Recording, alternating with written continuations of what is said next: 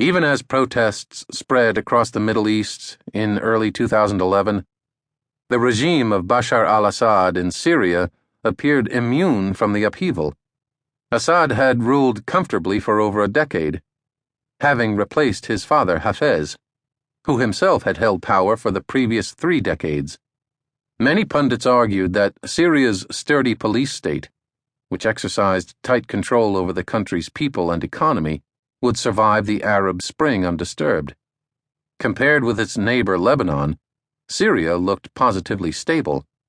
Civil war had torn through Lebanon through much of the 1970s and 1980s, and the assassination of former Prime Minister Rafik Hariri in 2005 had plunged the country into yet more chaos. But appearances were deceiving. Today, Syria is in a shambles, with the regime fighting for its very survival, whereas Lebanon has withstood the influx of Syrian refugees and the other considerable pressures of the civil war next door. Surprising as it may seem, the per capita death rate from violence in Lebanon in 2013 was lower than that in Washington, D.C. That same year, the body count of the Syrian conflict surpassed 100,000. Why has seemingly stable Syria turned out to be the fragile regime, whereas always in turmoil Lebanon has so far proved robust? The answer is that prior to its civil war, Syria was exhibiting only pseudo-stability, its calm facade concealing deep structural vulnerabilities. Lebanon's chaos, paradoxically, signaled strength. 15 years of civil war had served to decentralize the state and bring about a more balanced, sectarian power-sharing structure. Along with Lebanon's small size as an administrative unit, these factors added to its durability. So did the country's free market economy. In Syria, the ruling Ba'ath Party sought to control economic variability, replacing the lively chaos of the ancestral souk with the top-down, Soviet-style structure of the office building. This rigidity made Syria, and the other Ba'athist state, Iraq, much more vulnerable to disruption than Lebanon. But Syria's biggest vulnerability was that it had no recent record of recovering from turmoil. Countries that have survived past bouts of chaos tend to be vaccinated against future ones.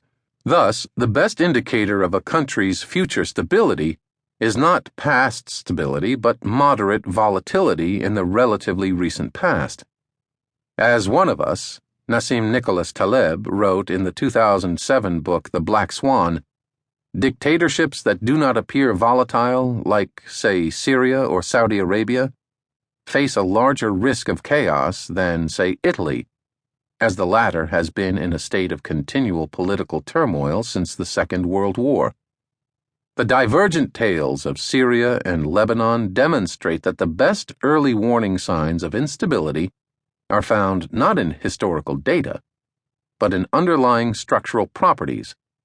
Past experience can be extremely effective when it comes to detecting risks of cancer, crime, and earthquakes, but it is a bad bellwether of complex political and economic events, particularly so-called tail risks, events such as coups and financial crises that are highly unlikely but enormously consequential.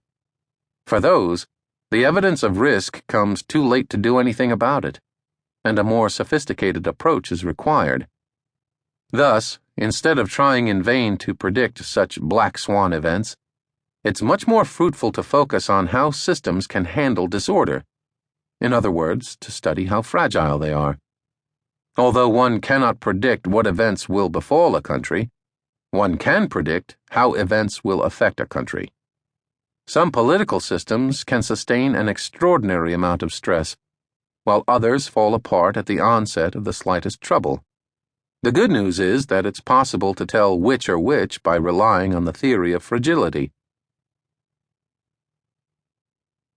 Para seguir escuchando este audiolibro gratuitamente, haz clic en el enlace de la descripción y podrás escucharlo completo sin coste gracias a la prueba de 30 días de Audible.